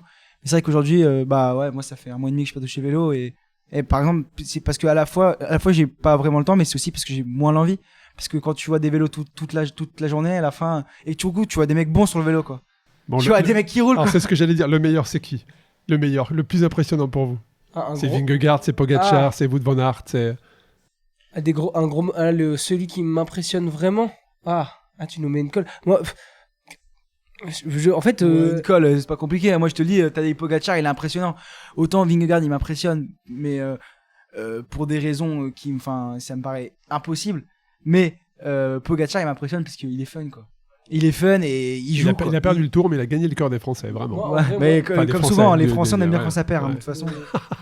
C'est pour ça qu'on a dit qu'on était nul au vélo. Hein. Celui moi que j'admire le plus, moi, c'est Mathieu Van Der Poel. Le mec, en fait, je suis allé voir, j'étais sur Pro Cycling Stats là tout à l'heure et je regarde ses stats. Il a 6 victoires cette année, champion du monde, 2 monuments. Genre, le mec, il a 3 objectifs dans la saison. Il a pas beaucoup de jours de cours, quoi. Il doit avoir une 50aine de jours de course, ce qui est pas énorme dans le vélo. Il a ciblé des objectifs, il a les gagné. Moi, il m'impressionne, il a la classe, en vrai. En plus, avec le maillot. Ouais. Très beau maillot, très beau vélo. C'est un athlète, t'as vu comment il est, même le haut du corps, il est développé, il fait du VTT, il fait du cyclocross, et ça aussi j'aime bien, c'est grâce à ce genre sportif qu'on va sortir, essayer de rassembler l'ultra-distance. Les différentes disciplines. Ça, peut-être qu'un jour on verra des cyclistes qui seront bons sur les courses de 3 semaines qui viennent de l'ultra. Ouais, je pense que les pros regardent ce qui se passe, et ça peut être une après-carrière, effectivement. Il y a le gravel aussi qui arrive très très fort, qui pousse très très fort vers les professionnels. Je sais que Jalabert préparerait un projet dans la longue distance, il communique sur ses réseaux. Mais oui, à un moment donné, je sais que Johan Ofredo aussi avait beaucoup regardé à un moment donné, et puis après, comme tu l'as dit, il y a des projets professionnels qui font qu'à un moment donné, tu peux pas tout faire. Et regarde Thomas De Gendt aussi. Exactement. Ce serait un bon client à ramener sur ta course. Exactement. Il a fait ça avec Gelewala, je crois, cette année, il est rentré d'Italie. Si on parle d'Eurosport, il y a Philippe Gilbert qui a fait un tour de 500 bornes, je crois. J'ai vu ça, ouais. En Belgique, donc ça correspond à une de nos disciplines. Race Cross Belgium, nous, elle est juste au sud de la Belgique.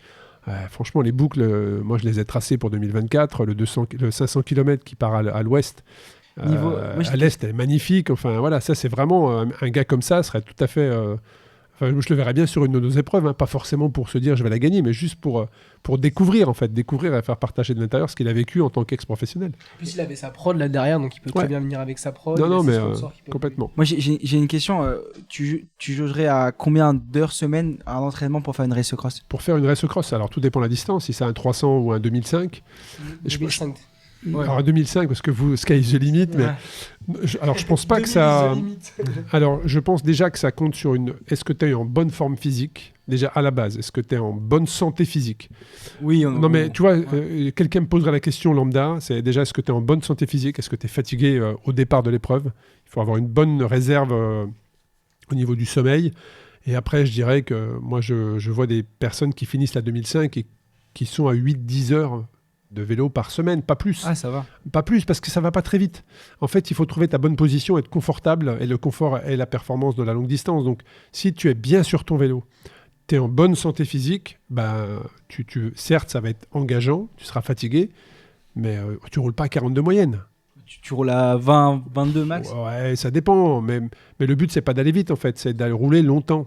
Donc, plutôt que de rouler à 30 pendant 4 heures, tu vas rouler peut-être à 22, mais tu vas rouler 10 heures. Mais toi aussi, du coup, avec ce que tu dis, t'es venu quand même casser les codes du monde du vélo où il fallait que ça aille de plus en plus vite. T'as dit, venez, on va plus loin, mais moins vite. Ouais, moi, j'essaye d'apporter cette touche dans l'ultra avec ce découvert des paysages, avec des règles du sommeil. Ça aussi, on a introduit les règles du sommeil dans l'ultra-distance qui ne se font nulle part ailleurs et que les coureurs reconnaissent aujourd'hui que ça va changer les codes très clairement, puisque avant, quand l'ultra-distance est arrivée, ce qui se faisait, c'est qu'il fallait dormir le moins possible, et quand tu dormais, il fallait dormir dans un fossé pour pas perdre de temps. Et ça, c'est l'ultra-distance d'il y a 10 ans en fait, ça c'est terminé. Aujourd'hui, les mecs qui sont performants dorment. Quand ils dorment, c'est soit sur les bases de vie qu'on met en place, soit dans des motels ou des hôtels ou chez l'habitant, mais dans un vrai lit. Et comme ça, 1 heure ou 2 heures dans un vrai lit, ça vaut beaucoup mieux que 2 heures dans un buisson ou dans un abri de banque ou dans des sanitaires publics. Donc oui, on est en train de casser un petit peu ces codes-là en disant, nous en tout cas, à travers nos organisations, on vous donne la possibilité de faire de la longue distance en sécurité avec un minimum de confort, entre guillemets. Voilà. Oui, je pense que c'est essentiel de structurer ça, mais je pense que tu t'en as rendu compte avant nous. Mais moi, c'était une question plutôt, est-ce qu'il y a aussi des jeunes qui s'y intéressent ou c'est un peu compliqué d'emmener les jeunes parce que c'est quand même un sport qui est... C'est très jeune. C'est très jeune. Figure-toi qu'en 2022 ou 2021, c'est que des moins de 22 ans qui avaient gagné les 4 distances. Ah ouais? Non. Impressionnant. Ouais. Ah ouais? C'est que des moins de 22 ans qui avaient gagné les 4 disciplines. Les 4 distances. 2005, 1000, 500 et 300. Et ils ont cassé complètement les codes parce qu'on se disait avant, l'ultra-distance, pour les maturation tardive. C'est un sport de vieux ou avec des vélos en acier, des jantes plates. Et les mecs qui sont arrivés vélo carbone, jantes de 50 et ils ont gagné les 4 disciplines. Et tu vois, ça me surprend pas. Et ce que je vais dire, ça va complètement aller à l'opposé du business qu'on fait. Mais aussi, c'est un moyen de sortir de cette génération réseaux sociaux parce qu'aujourd'hui, sur les réseaux sociaux, soit tu crées, soit tu consommes. Donc, soit t'es suiveur, soit t'es suivi. Oui. Et juste sortir de ça, c'est pas la vraie vie, c'est sur les réseaux sociaux et casser ça et partir genre sur une race across où tu, pendant je sais pas combien de jours, C'est 10 jours maximum. Les meilleurs sur 2500 km vont mettre 6 jours. Et ceux qui ont une stratégie juste de finir vont mettre 10 jours. Il y a 4 jours et demi entre le premier et le dernier. Voilà, retour au minimalisme. Ouais, c'est ça. Et faire des choses simples. Parce qu'en vrai, t'as beau faire le Tour de France. Je vais te dire un truc. On revenait du Tour de France. On a vécu tout ce qu'on avait à vivre. On était je sais pas où et tout. Voilà. En vrai, on était juste trop heureux d'être dans notre famille en Ardèche avec nos 3-4 cousins. Et en fait, Race Cross France, mais aussi Race Cross Belgium, Switzerland et Paris, qui sont des formats avec maximum 1000 km. Cette année, on a introduit le gravel, 50, 100 et 200 km. Mais tu pars avec ton vélo. Et en fait, tu vas traverser un pays, parce que Belgium, Paris et Suisse, même si ce sont des boucles de 500 km, en Belgique et en Suisse, tu fais déjà une belle découverte dans le pays. Et Race Cross France, tu traverses la France et on t'emmène dans des routes, des petites routes, des endroits magnifiques. Et généralement, quand tu termines, tu es fatigué, tu es sale, mais tu es transformé et tu as rencontré... plein de gens que tu n'aurais jamais rencontrés autrement. Ils discutent entre les gens sur la route. Bien sûr. Il y a plein d'histoires. Bien sûr, il y a des histoires de dingue et ils se suivent entre eux sur les réseaux. Donc non mais franchement c'est génial. Et moi le but quand j'ai créé, parce que je vous ai posé la question tout à l'heure, pourquoi vous avez créé votre média. Moi quand j'ai créé cette course, c'était de partager ce que j'avais vécu aux États-Unis à travers Race Cross America. Et aujourd'hui quand j'entends les témoignages à l'arrivée de Race Cross France, c'est ça, j'ai réussi. Tu vois, et comme quoi, les mecs qui me racontent des trucs, je me dis c'est exactement ce que je voulais. C'est pour ça que j'ai créé cette course. Et du coup, tu confirmes que finalement, ce qui compte, c'est la passion et le travail, en fait. Ah moi oui, si tu veux. Ah oui, c'est ça. Si tu veux, moi je suis parti la première édition 42 personnes. Et là, vous êtes combien ? Comment tu vas avoir un partenaire et tu lui dis, voilà, on pourrait faire un deal, voilà, c'est combien de personnes au départ ? 42. Ah ouais, ok. Les partenaires, comment ça se passait pour toi au début aussi ? Il y avait Ils te prenaient pas au sérieux ou alors ils essayaient de Non, c'était pas une histoire de sérieux. C'est qu'au départ, moi, il y a 7 ans, parce que Race Cross France, ça va être la 7e édition cette année, donc j'ai commencé à prospecter il y a 8-9 ans. Au départ, on me disait que c'était une niche. Donc on me disait, non, mais c'est bien, bravo, mais c'est une niche. Et puis j'ai vu l'évoluer. C'est passé d'une niche à un segment, à un marché. Et aujourd'hui, c'est un marché. Il y a combien de pratiquants ? Tu pourrais le jauger un peu, par exemple, en France ? Alors, non, je pourrais pas vraiment le jauger, mais par contre, de plus en plus. C'est-à-dire que chaque année, sur nos événements, il y a 50 participants 50% des participants, ce sont des nouveaux participants. Et ça, c'est bien. Ouais. Donc il y a vraiment et surtout, c'est très jeune et c'est très féminin. C'est très féminin. Sur le 300 km l'année passée, on avait 30% de filles. Oui, parce qu'on casse un peu cet objectif C'est de génial. performance. Et puis en plus, Wilma qui crée des cuissards justement pour les filles qui peuvent faire du vélo quand elles ont leurs règles, ben ça aussi, ça casse complètement les codes. En fait, oui, c'est ce que disait Grégoire. Moi, j'aime bien cette nouvelle manière de dire bon, là, c'est une nouvelle manière de faire du vélo et on va évoluer avec notre. Complètement. On va évoluer. Et il y a des marques qui ont compris ça. Tu vois, j'ai la chance d'avoir des partenaires sur. J'avais condensé partenaires et sponsors, on a appelé ça des Spartenaires. Mais voilà, non, on a Vandrissel qui nous accompagne énormément sur France et Paris, on a Assos qui nous accompagne sur toute la série, on a Komoot qui nous accompagne sur toute la série, on a Olifat. Donc voilà, je suis bien entouré et puis j'ai bien renforcé l'équipe cette année, donc ça promet d'être une belle année 2024. Vous êtes combien dans le comité d'organisation et après Alors, le jour de la course? full-time, on est 4 full-time. J'ai quelqu'un sur la communication marketing, quelqu'un sur la logistique. Alors c'est pas du full time mais c'est 10 mois dans l'année, donc 10 mois sur 12 tu vois. J'ai quelqu'un sur l'administratif, la réglementation également, hyper important quand tu traverses 24 départements. Et puis j'ai quelqu'un sur les réseaux sociaux, communication. Donc ça se structure, hein, voilà. Et puis on verra où ça nous mène, mais on va parler micro-éteint de tout ça. Et le jour de l'épreuve, combien de bénévoles? Les 90 bénévoles sur toute la France pendant 10 jours. Ah ouais. Pendant 10 jours. Pas pendant 10 jours, mais pendant 10 jours d'épreuve, on a au total 90 bénévoles. Sur 2500 km, sur des jours d'événements, il y a peu d'événements qui durent 10 jours de vélo en France. Non, mais c'est impossible. Voilà, donc en termes de logistique, je t'explique pas. Organiser à 4 un événement de 10 jours sportif pour avoir du coup... En logistique, c'est hyper impressionnant. Donc il y a beaucoup d'anticipation. Et puis on a un poste de sécurité qui est ouvert 24/24 pendant 10 jours. Non-stop, à suivre les coureurs sur GPS. Ça aussi, mais je suis certain que ça vous plairait de vivre ça de l'intérieur. Ah, mais il faut que tu nous invites. On va éteindre les micros, on va en parler. Non, mais vraiment. Une dernière. je vais pas vous inviter. On va discuter pour que vous soyez prestataire. Ah. Non. Merci. Il faut mettre en valeur le travail. Et j'ai une dernière question pour vous. Si vous aviez justement un message à faire passer aux personnes qui nous écoutent. Je te laisse commencer, Grégoire. Un message à faire passer. Si vous faites du vélo à fond, on est suivi par beaucoup de gaziers, nous des gars qui font que de la course. Enlevez un peu les ornières, allez voir ce qu'il fait en dehors de ce monde. Continuez à vivre de cette passion, mais aussi allez voir ce qui se fait en dehors et surtout croyez en vos rêves. Et s'il y a quelqu'un qui vous dit ouais c'est impossible de faire ça, c'est parce que ça n'a jamais été fait, alors allez-y à fond. Ouais, moi je vais finir par une phrase qui a été dite par Orelsan et je trouve que ça représente vraiment notre histoire à deux. Il a dit dans une des chansons, si tu veux filmer, t'as juste besoin d'un truc qui filme. Dire que t'as pas de contact, c'est un truc de victime. Nous, on arrive dans le vélo, on connaissait personne et on avait un iPhone. Mais c'est pas du tout c'est vrai en fait. Aujourd'hui, si t'as une passion, donne-toi les moyens de faire un truc, créer. Et en fait, faut se dire que c'est la création qui primera toujours sur le réseau ou quoi. Si t'es bon, t'es bon. Si tu travailles, tu travailles. Je crois que tout est dit. Un grand merci pour vos disponibilités à tous les deux. J'étais ravi de pouvoir échanger avec vous sur le podcast Ultra Talk, d'écouter le parcours, parce que je pense que beaucoup d'auditeurs et d'auditrices connaissent pas toute l'histoire. Et là, vous avez partagé toute l'histoire, les galères, les bons moments, le Tour de France. On s'imagine que tout est facile, que tout se passe bien, de savoir que ça se faisait la journée pour la journée suivante et que la journée suivante, vous saviez pas où vous allez être. Bon, voilà, je trouvais que c'était une très très belle histoire. En tout cas, bravo pour ce que vous faites. Moi, je suis ravi de vous avoir sur le podcast. Bravo pour ce que vous faites. Continuez et vous êtes en train de révolutionner les codes du média, en tout cas dans le cyclisme. Donc, bravo. Merci Arnaud pour l'invitation. Pour nous, déjà, être sur le podcast, c'est cool. Enfin, genre, s'il y a un an, du coup, tu nous aurais dit, vous serez invité sur Ultra Talk, j'aurais dit, ah ouais, laisse tomber. Et aussi, bonne chance aux monteurs, parce que je pense que ça va être un peu foutraque là. Merci beaucoup Arnaud. Un grand merci à toi Pauline, si tu nous écoutes. Merci Pauline, au revoir. Merci d'avoir écouté cet épisode captivant d'Ultra Talk. J'espère que cette conversation inspirante avec des individus audacieux vous a laissé avec de nouvelles perspectives et une motivation renouvelée. N'oubliez pas que vous aussi, vous pouvez embrasser l'extraordinaire dans votre propre vie. Restez connectés sur les réseaux sociaux Ultra Talk et sur le site ultratalk-podcast.com. Continuez à vous aventurer et à repousser vos limites. À la semaine prochaine pour un nouvel épisode passionnant d'Ultra Talk.